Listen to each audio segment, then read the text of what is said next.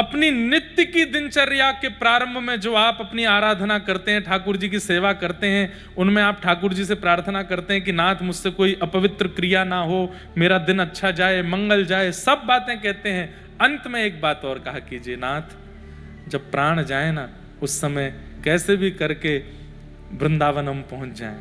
हम वृंदावन में हों, यमुना जी के तट पर बैठे हों, खूब सुंदर प्रसाद पाली हो, गिरिराज जी की परिक्रमा हो गई हो, राधा रमण लाल, राधा वल्लभ लाल, श्री बिहारी जी चित्त में विराजमान हो, और वैष्णव रसिक संत हमारे सामने बैठे हों, उत्ताल कीर्तन चल रहा हो, हरे कृष्ण कृष्ण कृष्ण हरे हरे, हरे राम राम राम हरे हरे, युगल नाम चल रहा हो, राधे कृष्ण, और वो कानों से प्रवेश कर रहा हो, कानों से हरि नाम जा रहा हो, नेत्रों से दर्शन जा रहे हो, मुख से प्रसाद जा रहा हो, रोम रोम में ब्रज की रज जा रही हो, और उसी समय नाथ हमारे प्राण निकल जाएं। बस ये चाहिए हमें। नित्य मांगिए।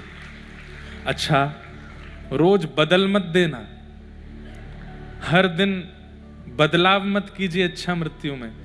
नहीं नाथ वृंदावन दूर है, डाकोर जी में ही चले जाएं, द्वारिका में ही हो जाएं। नहीं, एक निर्माण कर लीजिए कि प्राण जाएं तो ऐसे जाएं, और बस उसी की प्रतीक्षा करिए। रोज रट लगाइए ठाकुर जी से, ऐसे जाने हैं प्राण। तो युवा भाई लोग ये ना सोचें कि अभी तो महाराज जी जीवन शुरू हुआ, तुम प्राण जावे की बात सिखा रहे हो। देखो भैया, बचपन से रट लगाओगे तो शायद 55 में जाकर के आपकी सुन ली जाएगी। 55 में रटना शुरू करोगे तो फिर शमशान में ही जाके सुनी जाएगी। इसलिए बचपन से ही बोल लो। ये भी प्रहलाद जी महाराज कहते हैं, कौमाराचरेत प्राज्ञो धर्मान भागवतान इह।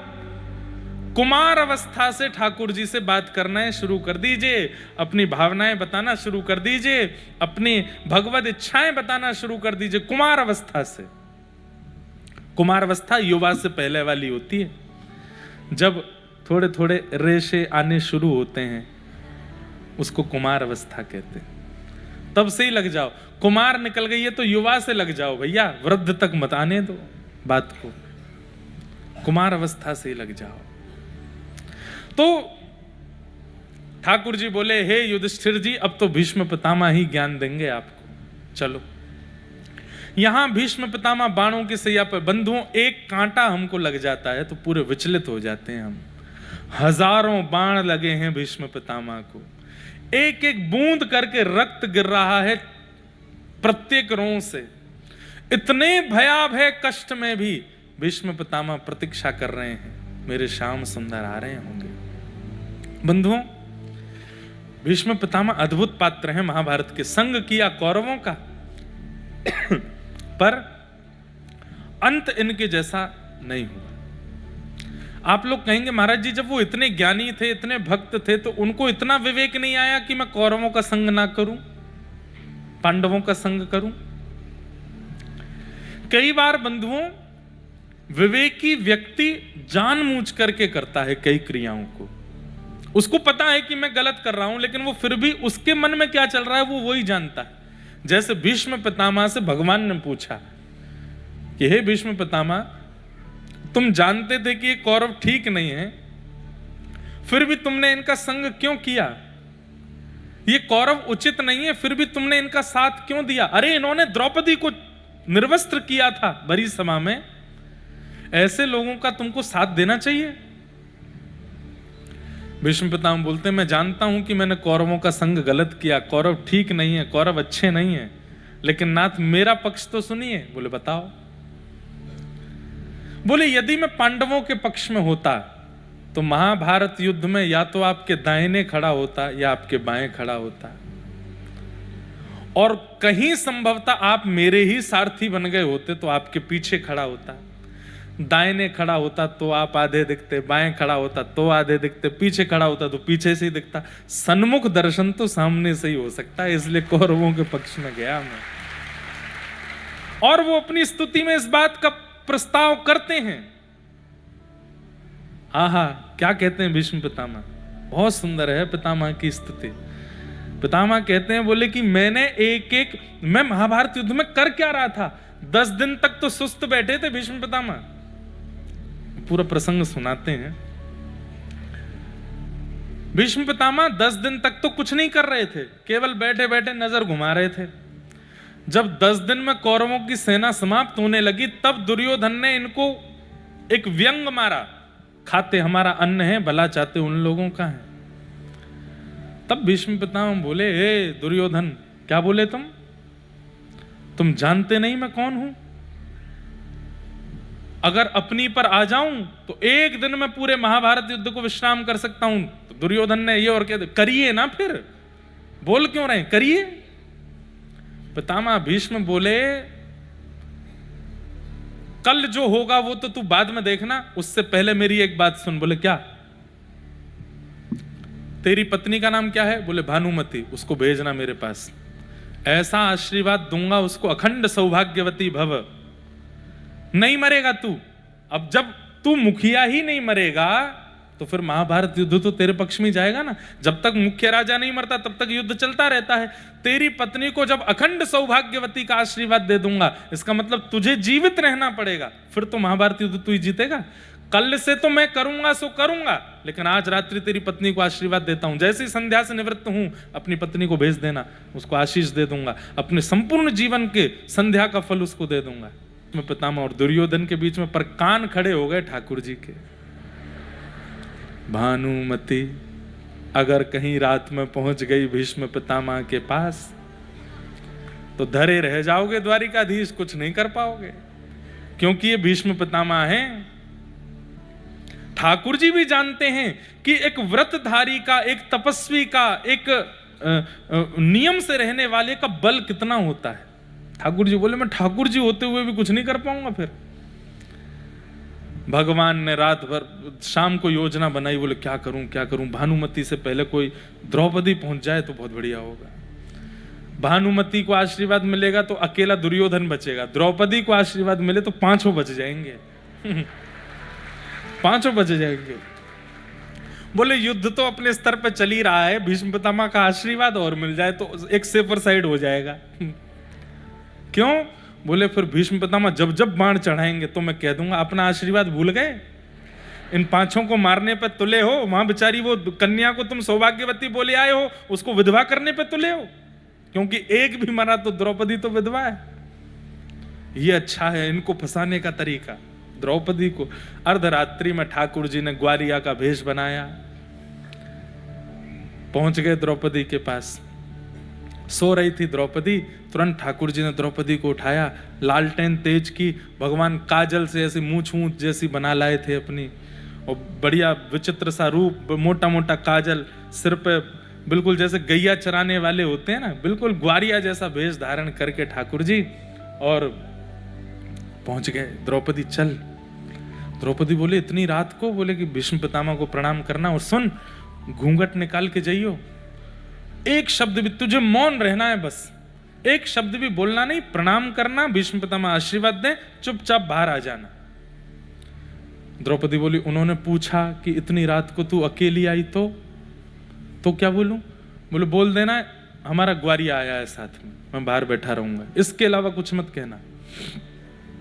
द्रौपदी गई, भीष्म पितामह यहाँ जप कर रहे थे। संध्या पूर्ण होते ही भीष्म पितामह ने माथे से माला लगाई, सामने देखा भगवान बाहर पहरेदारी कर रहे थे कि भानुमति नहीं आवे, उसको भगाऊं मैं यहीं से। बार बार देखें, जल्दी कर द्रौपदी।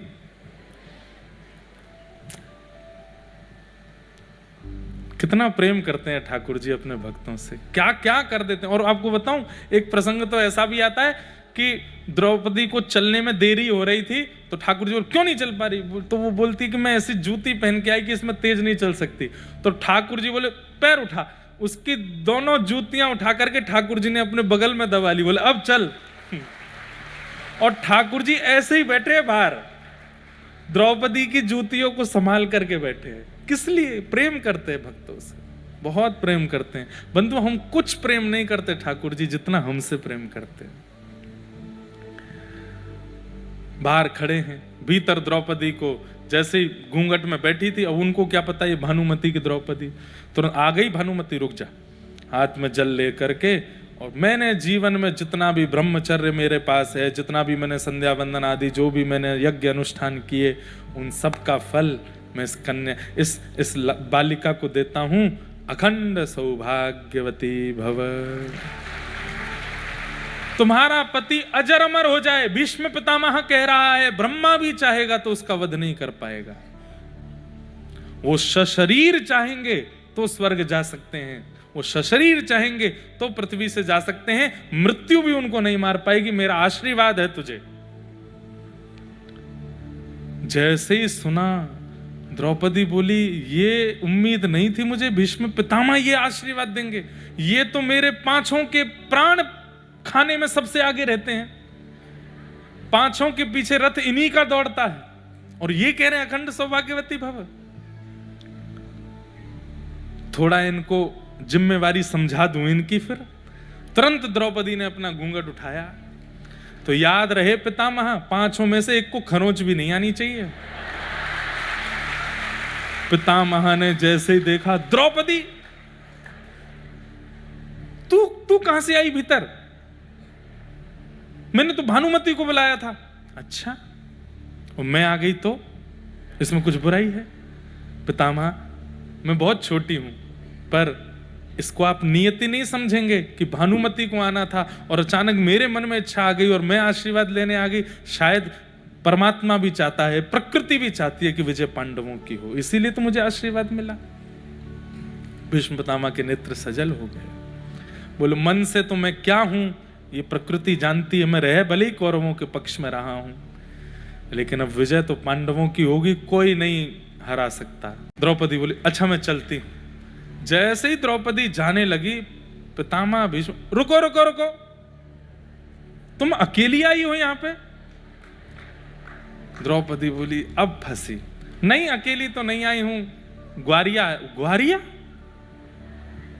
हम भी तो देखें, ऐसा कौन सा ग्वारिया जो शेर के बाड़े में आ गया? जरा बाहर तो चलो। भीष्म पितामह के सामने बोलने की जरूरत नहीं करता कोई, और रात्रि में द्रौपदी को लेकर के आ गया। ये कोई ग्वारिया बहुत बुद्धिमान लगता है। आप बड़े आदमी हैं, आप ग्वारिया से मिलते अच्छे लगे, यहीं बैठे रहो। आप कहां? नहीं नहीं नहीं, मुझे लेके चलो। तेरे मन में रात में ही आशीर्वाद लेने की इच्छा क्यों प्रकट हुई? दिन में भी आ सकती थी। बाहर जाकर के देखा तो दोनों जूती दबाए ठाकुर जी बैठे। भीष्म पितामह बोले, कहां है ग्वारिया? दो पटक तो ठाकुर जी को वहीं लगी। बोले, अब गए। इधर हैं साहब जी? बोले, इधर आ। ठाकुर जी समीप आए, लालटेन ऊपर करके तेज की लो। द्रौपदी, ये ग्वारिया देखा देखा सा लगता है कहीं। पगड़ी उतारो अपनी। जैसी पगड़ी उतारी, घुंघराले केश ठाकुर जी के खिल गए। मोर पिछ जो दबा हुआ था पाग के अंदर, वो प्रकट हो गया। भीष्म पितामह ने अपने उपरना से वो मूछ मूछ बना के आए थे, सब मिटाई। आहा, अब देखो, जब मुख्य किरदार मंच पर आता है ना, तो सामने लाइटमैन तुरंत फोकस डालता है उस पर। चंद्रमा तो था द्वितीया का, लेकिन ठाकुर जी की छवि अंधेरे में दिख नहीं रही थी, तो पूर्णिमा प्रकट हो गई, तुरंत ठाकुर जी को दिखा दिया। भीष्म पितामह ने देखा तो ये है तेरा ग्वारिया सखा है, छलिया, कपटी, माखन चोर। ये सब विचित्र क्रियाएं करते हुए तुझे जरा भी मन में लज्जा नहीं होती?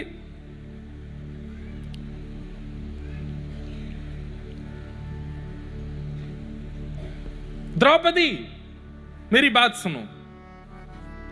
क्या मैंने तुझे अखंड सौभाग्यवती का आशीर्वाद दिया है, पर मैं जिम्मेदारी इसको देता हूं कि पांचों के प्राण बचाने की जिम्मेवारी इनकी है। अब ये बचाएं। आहा ऐसे भीष्म पितामह। और फिर अगले दिन से महाराज लगे। भीष्म पितामह ने भी ठान लिया, लेकर के धनुष बाण और पांचों के पीछे ही भागते हैं जहां जहां रथ जाता है। और उसमें भी विशेष रूप से अर्जुन का रथ। ठाकुर जी खूब द्रुत गति से रथ दौड़ाते हैं, कभी इधर कभी उधर। सामने देखते हैं तो भीष्म पितामह खड़े पाते हैं। भीष्म पितामह तो ठाकुर जी बोले और भी लोग हैं, वहां भी चले जाओ, तुमको अर्जुन ही मिला है। लेकिन भीष्म पितामह का केंद्र बिंदु अर्जुन नहीं है। भीष्म पितामह का केंद्र बिंदु है कि तुम शस्त्र उठाओ। तुमने प्रतिज्ञा ली है कि वासुदेव मैं शस्त्र नहीं उठाऊंगा, और मैंने भी प्रतिज्ञा ली है कि वासुदेव कर चक्र न धरहि तो तुमको मुख न दिखाऊं। लाजत है मेरी गंगा जननी, मैं शंतनु सुत न कहाऊं। भीष्म पितामह आज बाणों की सैया पे लेटे हैं, सामने ठाकुर जी आके खड़े हो गए हैं, और तभी भीष्म पितामह सजल नेत्रों से स्तुति गा रहे हैं। इतिमति रूप कल्पिता वितृष्णा, भगवत सात्वत पुंगवे, विभुम्ने स्वसुखमुपगते, क्वचिद् विहर्तुं प्रकृतिमुपेयुषि यद्भव प्रवाह, त्रिभुवन कमनं तमालवर्णं, रविकर गौरवराम्बरं, दधाने वपुरलककुला वृताननाब्जं, विजय सखेरतिरस्तु मेन वद्या। बहुत सुंदर स्तुति गाई। भीष्म पितामह कह रहे हैं कि नाथ, मेरी मति की आज इति हो गई है। इति मतलब विश्राम। मैंने जिस मति से कौरवों का संग किया उसको विश्राम करके मैं आपकी स्तुति गा रहा हूं। और भीष्म पितामह कहते हैं नाथ, जाने से पहले एक अंतिम कार्य आपसे करवाना चाहता हूं। पितामह बोले क्या? मेरी एक बेटी है कुंवारी, उसका ब्याह करना है। पिता के लिए एक बहुत बड़ा एक कार्य हो जाएगा कि वो जाने से पूर्व अपनी पुत्री का कन्यादान कर दे। पितामह, तुम तो बाल ब्रह्मचारी हो, तुम्हारी पुत्री कहां से आ गई? तब भीष्म पितामह कहते हैं कि आपने मति रूपी पुत्री दी है सबको, और ये मति रूपी पुत्री स्वयंवर करती रहती है 24 घंटा। देखो कितनी सुंदर बात।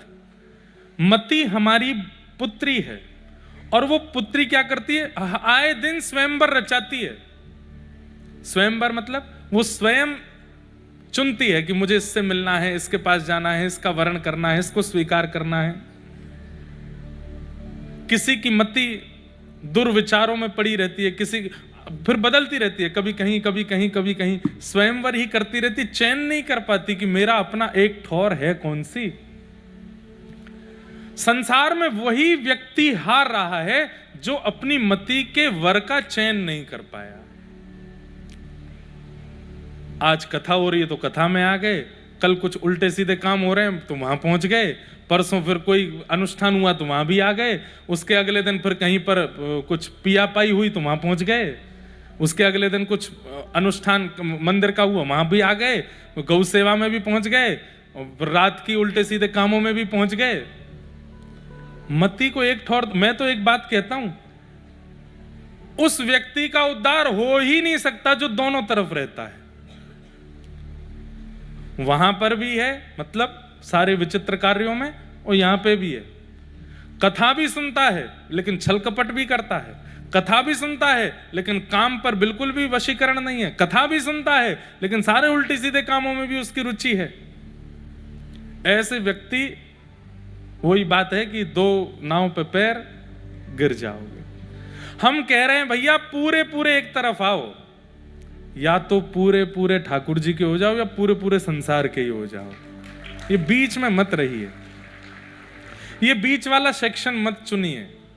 यहां पर भी, वहां पर भी, इधर भी उधर भी, कुछ दिन यहां कुछ दिन वहां ना। ये दोगले इंसान ठाकुर जी को फिर प्रिय नहीं लगते हैं। एक तरफ रहिए। और हम एक बात और कह दें कि चलिए अब आपको भक्ति में रुचि आनी प्रारंभ हुई है तो धीरे धीरे करो, कोई बात नहीं। पूर्ण त्याग मत करो उस स्थिति का, धीरे धीरे करो। पहले 5 दिन करते थे, अब 4 दिन कर दो।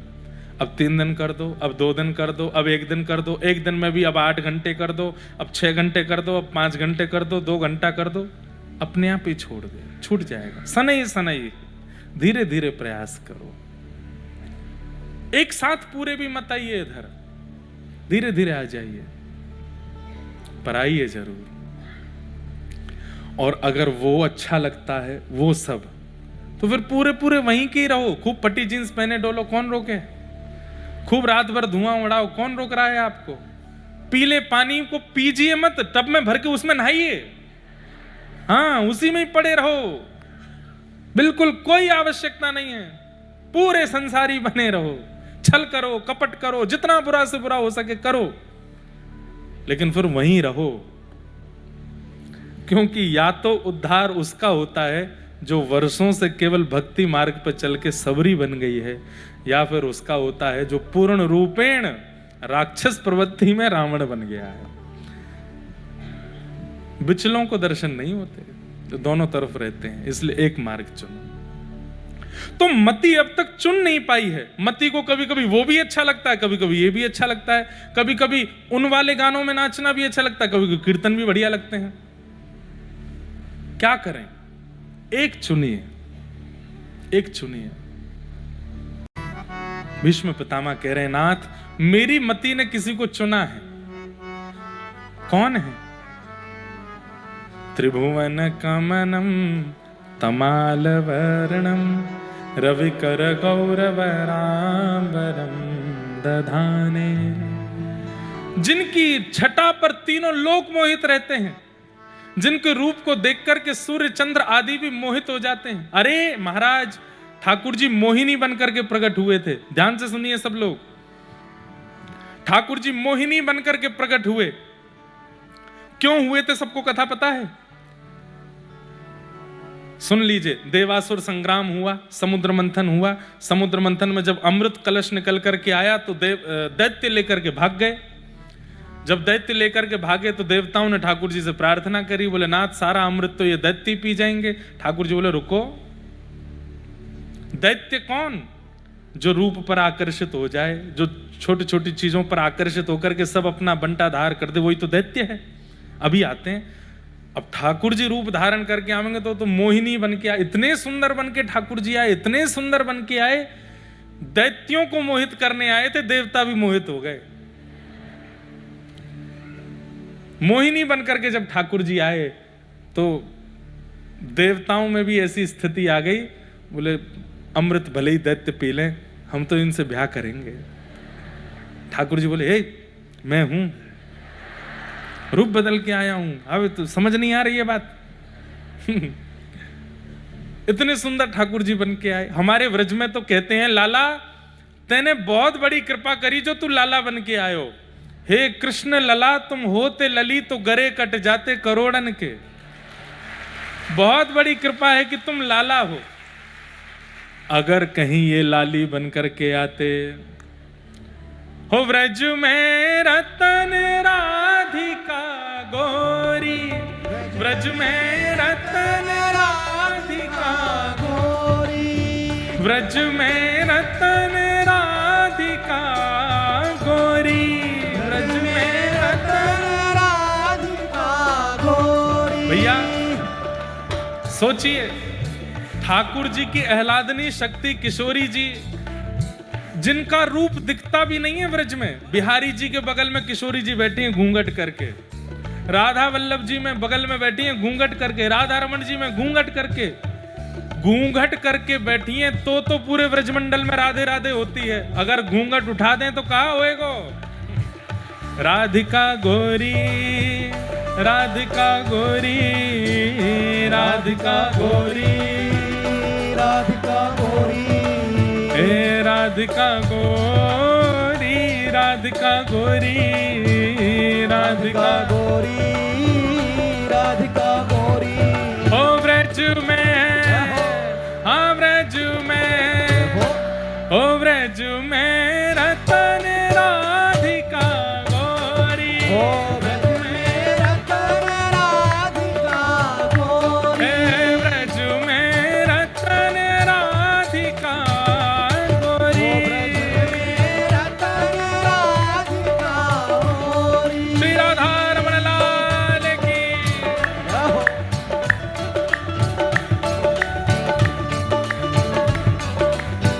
भुजा उठा के कहो वृषभानु दुलारी की।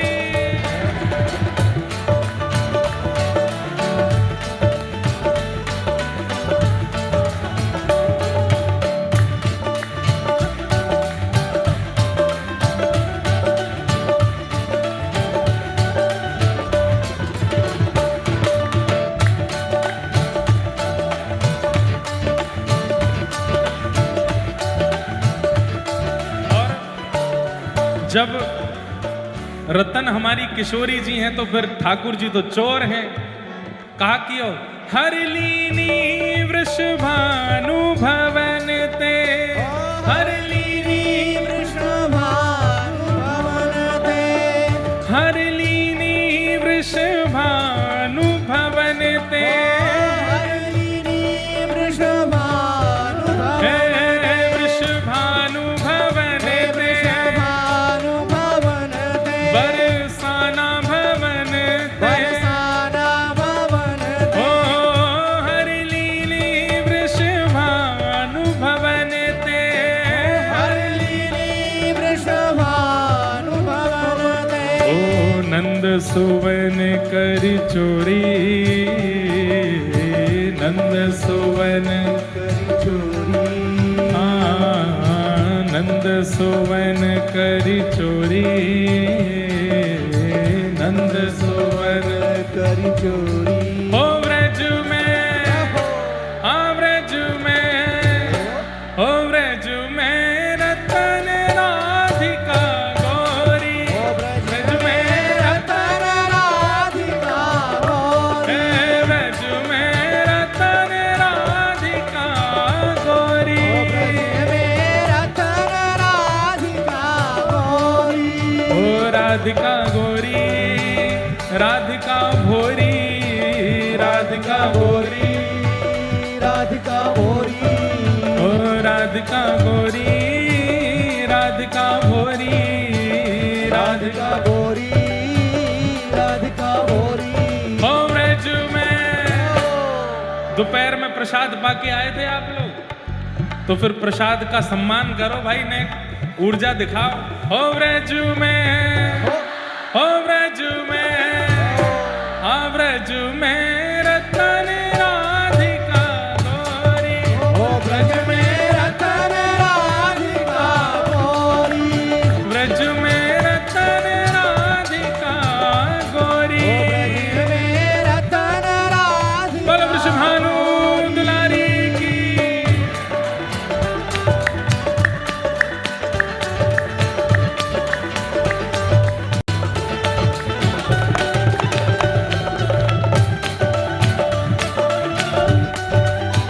बोलो वृषभानु के जमाई की।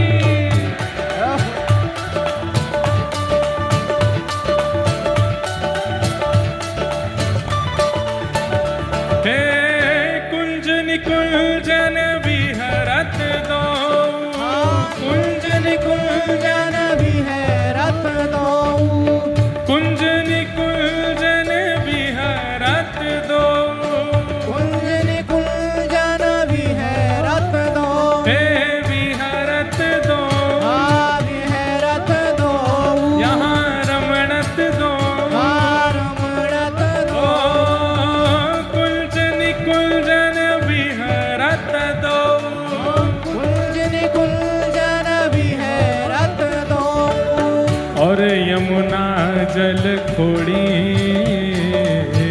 और यमुना जल खोड़ी, ओ कृष्णदास प्रभु गिरधर नागर, कृष्णदास प्रभु गिरधर नागर, कृष्णदास प्रभु गिरधर नागर, कृष्णदास प्रभु आइए, गिरधर हे नागर, प्रभु गिरधर नागर, प्रभु गिरधर नागर, प्रभु गिरधर नागर, गिरधर हे नागर, प्रभु नटवर नागर, प्रभु प्रभु नटवर नागर,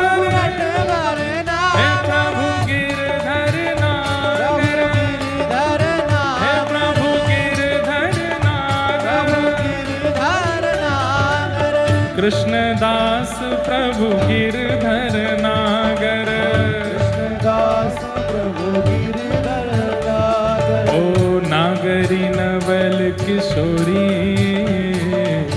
नागरी नवल किशोरी, ओ नागरी नवल किशोरी, नागरी नवल किशोरी।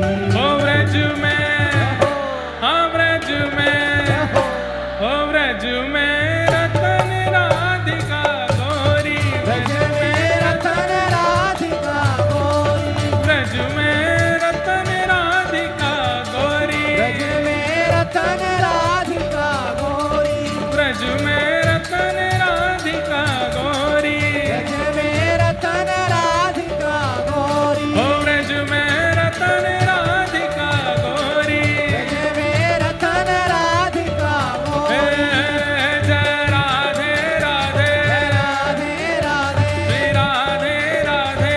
राधे राधे। हमें कभी कभी मन में भाव आता है, काश आप श्रोता होते, हम नहीं, आप वक्ता होते, हम श्रोता होते, तब ऐसे कीर्तन होते, ऐसी कथा होती, हम नृत्य करके दिखाते।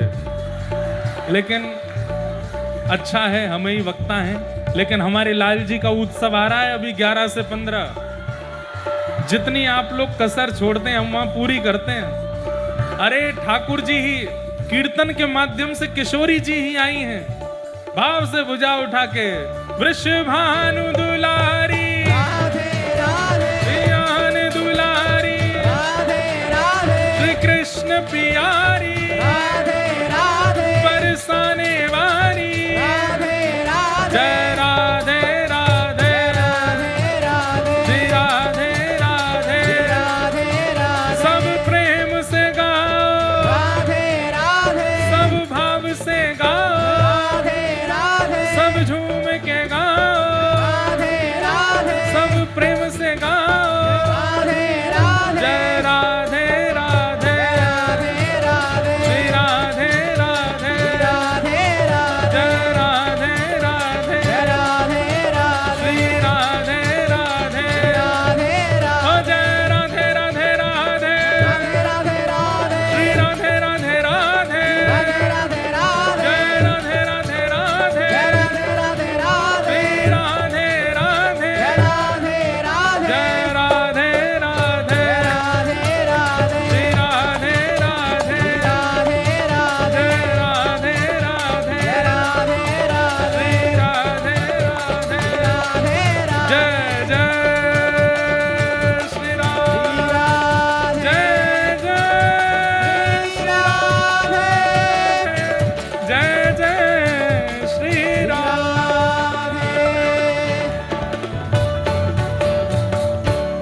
बोलो वृषभानु दुलारी की, जय वृषभानु के जमाई की, जय, पूछरी के लौटा की। क्या बात है बंसी बारे, शाबाश, विराज जाओ, सब लोग बैठो, जय हो। तो हम दधाने वपुरल ककुला वृताननाब्जम विजय सखे रतिरस्तु मेन वद्या। भीष्म पितामह कह रहे हैं, मेरी बेटी को तो नाथ आप प्रिय हो, मेरी मति को आप प्रिय हो, कृपा करके इसे स्वीकार करो, इसे अंगीकार करो। भीष्म पितामह ने इस प्रकार अपनी मति को ठाकुर जी के चरणों में अर्पित किया।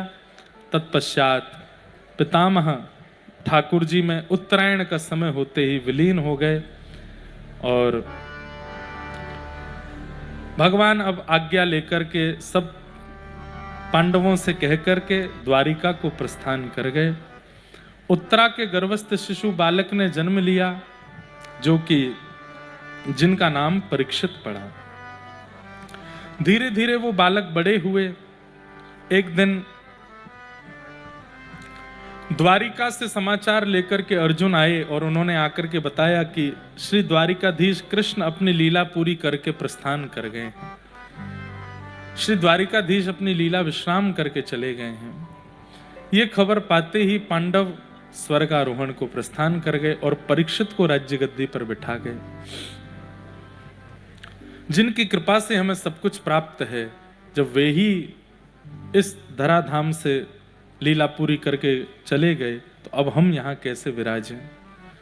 और सब पांडव स्वर्गारोहण को चले गए। परीक्षित को राजा बना गए। धीरे धीरे परीक्षित बड़े हुए। एक दिन उन्हें कलयुग मिला और उस कलयुग को मारने का प्रयास तो किया, लेकिन शरण में आकर के उसने प्रार्थना की, मुझे कुछ स्थान दे दीजिए। और परीक्षित जी महाराज ने उसे 4 स्थान प्रदान किए। द्यूतम पानम स्त्रियः सूना, लेकिन पुनश्च याचमानाय जात रूप मदात प्रभो। पुनः याचना करने पर 5वां स्थान उसको अनीति से कमाया गया धन। 5 स्थान कौन कौन से हैं? सबसे पहला द्यूतम, जुआ।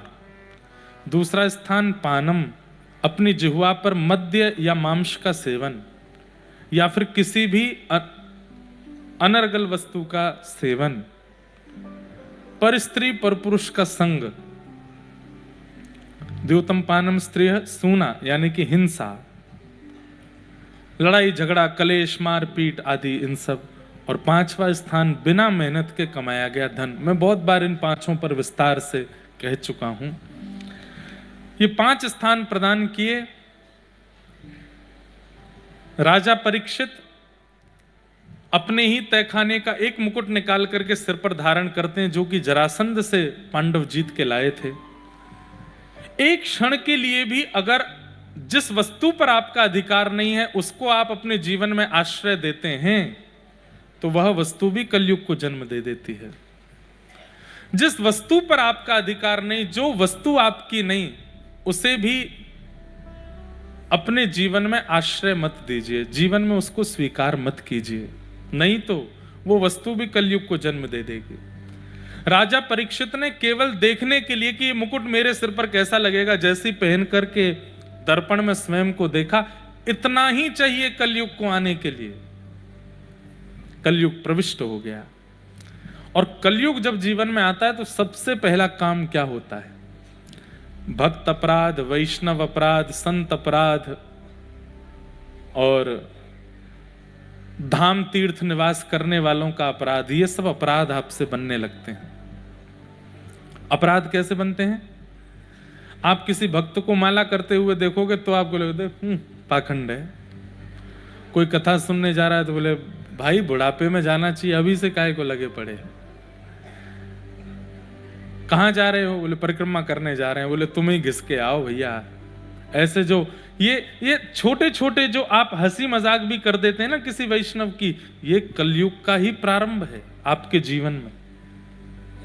भक्त अपराध, वैष्णव अपराध, संत अपराध, इनसे कलयुग का प्रारंभ होता है। कई बार हमसे ये हो जाता है, हमसे मतलब हमारी कथा में ही लोग बाग बैठे हैं, बड़े बूढ़े लोग बैठे हैं कथा में, अब कुछ कह रहे हैं कथा में, तो वो आपस में ही चर्चा करते हैं, जी हमें समझाएंगे, कितनी आयु है इनकी, खुद तो इतने से हैं, हम इतने जीवन जी करके ये हमको बताएंगे। ऐसी बात भी आ जाती है। यहां से नीचे हमारा खूब करते रहो, लेकिन यहां जब बैठ के कुछ कहें तो वो समझना है, सुनना है। उसके प्रति अपराध बुद्धि यदि बनती है तो ये कलयुग का प्रभाव है। कलयुग का सबसे पहला प्रारंभ ही यहीं से होता है कि भजन करने वालों के प्रति अपराध बुद्धि बनती है, उनके प्रति हंसी आना, मजाक बनाना, ये सब बनता है। तो वंशधर और सबसे बड़ी बात वो हैं जिनकी भगवान गर्भ में जाके रक्षा करते हैं, वो परीक्षित राजा।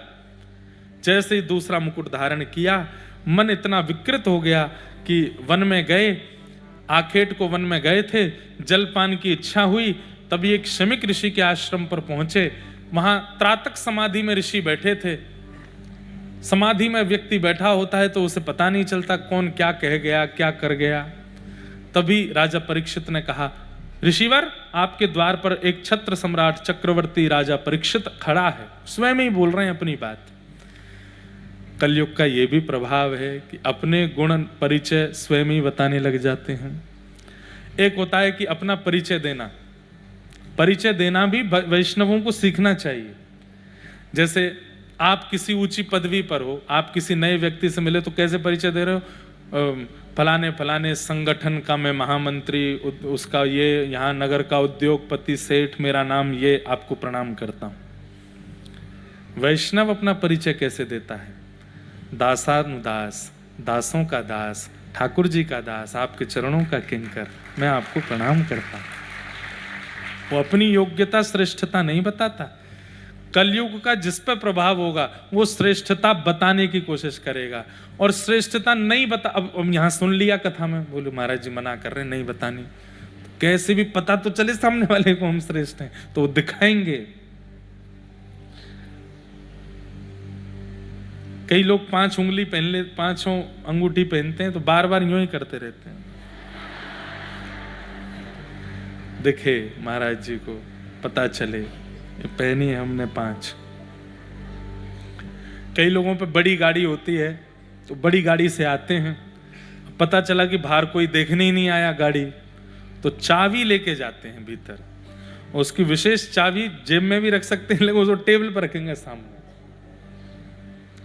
और बार बार उसकी तरफ संकेत, तब भी नहीं दिखा तो चाय का गिलास उसके बगल में धर देंगे, इसमें कर दीजिए, उसको दिख जाएगी बड़ी गाड़ी है। ये सब कलयुग करवाता है भैया, आप नहीं करते हो ये। अपनी वैल्यू किसी को पता चले, ये इच्छा हमारे चित्त में आना, ये कलयुग का प्रभाव है। मैं क्या हूं ये सबको पता होना चाहिए, ये कलयुग का प्रभाव है। तो प्रचार अपना नहीं होना चाहिए बंधुओं, प्रचार ठाकुर जी का होना चाहिए। प्रचार अपने नाम का नहीं होना चाहिए, प्रचार ठाकुर जी के नाम का होना चाहिए। प्रचार अपना नहीं होना चाहिए, प्रचार ठाकुर जी की कथा का होना चाहिए। और ठाकुर जी की कथा का हम तो आज से कथा कर रहे हैं, हम तो 10 साल से कथा कर रहे हैं। हमारे पूज्य पिताजी 52 वर्षों से कथा कर रहे हैं। कितने? 52। कितनों की तो उम्र नहीं यहाँ पे। अब कथा कहते कहते प्रचार अपना भी हो जाता, वो उनकी कथा सुननी है, वो महाराज जी बता रहे थे, वो बाकी अपने प्रचार की इच्छा नहीं होती कि हमारा बहुत होर्डिंग लगाओ, बोर्ड लगाओ। भाई वो तो इतना करना पड़ता है कि आप कथा में आओ, आप कथा सुनो, बाकी अपने प्रचार की बहुत इच्छा नहीं होनी चाहिए। और हम बहुत निष्किंचन भाव से व्यासपीठ से निवेदन करते हुए कह दें, कभी इच्छा हमने नहीं रखी कि प्रचार हो। अभी इतना सब समाज, इतनी सब भीड़ भाड़ होने लग गई ना सब जगह, तो भी मन में भाव आता है पूर्व जन्म की इच्छा रही होगी कि प्रचार हो, इसलिए हो गया है, इसलिए। और हमें यह भी पता है कि बहुत दिन तक रहने वाला भी नहीं है, कुछ दिन बाद फिर कोई और अच्छे आएंगे तो उनको सुनना शुरू करेंगे, तब तक घोर कलयुग ही जाना है तो कथा ही नहीं सुनेगा कोई। लेकिन तब तक हम यहाँ से प्रस्थान कर जाएं, बस ये भावना। हम तो ठाकुर जी से नित्य कहते हैं कि इतना खतरनाक समय ना देखना पड़े नाथ कि जीवात्मा कथा से प्रेम ही नहीं करे, उससे पहले पहले तो बुला लीजिएगा आप, उससे पहले निपटा दीजिएगा इस संसार में, ज्यादा दिन रहना नहीं है। तो अपने प्रचार की इच्छा, मैंने क्या किया, मैंने कैसे किया, मैंने कितना किया, ये सब बताना, इच्छा होना, यह भी एक कलयुग का प्रभाव है। अपना ही परिचय खुद ही दे रहे हैं। पृथ्वी का एक छत्र सम्राट चक्रवर्ती राजा परीक्षित आपके द्वार पर खड़ा है, प्यास से व्याकुल है, पानी पिलाइए। समाधि में बैठे थे शमीक ऋषि, नहीं सुना तो कलयुग ने दूसरा प्रभाव दिखाया। क्या? समाधि में देखते हुए भी राजा परीक्षित को यह नहीं लगा कि ये समाधि में, यह लगा कि ये पाखंड कर रहे हैं। मरा हुआ सर्प गले में डाल दिया, अपमान करा दिया। राजा परीक्षित लो, बस इतना ही काफी है। कलयुग एक गलती करवाता है आपसे और उसके बाद फिर 32 दिखाता है आपको, अब आएगा आनंद, अब तेरा पूरा जीवन उलट फेर कर दिया मैंने। एक अपराध करवा दिया राजा परीक्षित से, लौट करके जैसे ही राजा परीक्षित आए, जैसे ही मुकुट उतार करके धरा, सोचने लगे, संतों के चरणों में सिर झुका के प्रणाम करने वाला मैं, वो सर्प केवल इसलिए उनके गले में डाल दिया क्योंकि उन्होंने मुझे जल नहीं पिलाया। इतना अपमान बोध मुझको हुआ। वहां शमीक ऋषि की जब आंख खुली तो सामने बेटा बैठा था, उसका नाम था श्रृंगी, वो रो रहा था। उन्होंने कहा रो क्यों रहे हो? बोले आपके गले में मरा हुआ बेवजह डाल दिया सर्प परीक्षित ने। कोई बात नहीं, राजा हैं, बड़े बड़े काम करते रहते हैं, छोटे मोटे काम उनसे हो जाते हैं, कोई बात नहीं। बोले नहीं पिताजी कोई बात नहीं, मैंने श्राप दे दिया राजा परीक्षित को, आज के ठीक 7वें दिन उसको तक्षक सर्प डस देगा और उसकी मृत्यु हो जाएगी। पिता ने बेटा को डांटा, ये तूने अच्छा नहीं किया। रोगी का इलाज करना चाहिए, वैद्य को औषधि देनी चाहिए, ना कि विष। अगर कोई व्यक्ति संत है, कोई व्यक्ति साधु है, कोई व्यक्ति कथा वक्ता है, कोई व्यक्ति वैष्णव है, तो एक प्रकार का वो वैद्य है, उसका अधिकार है कि सामने वाले के रोग को दूर करने वाली औषधि देवे, ना कि विष दे करके उसको ही खत्म कर दे। ज्ञान रूपी औषधि। राजा को समझाना चाहिए था, तुमने तो सीधा उसको श्राप दे दिया। अपने गौरमुख शिष्य को बुलाया, बोले जाओ जाकर के राजा परीक्षित को बता दो उसके जीवन के केवल 7 दिन बचे। और यहां गौरमुख शिष्य ने जाकर के जैसे ही राजा परीक्षित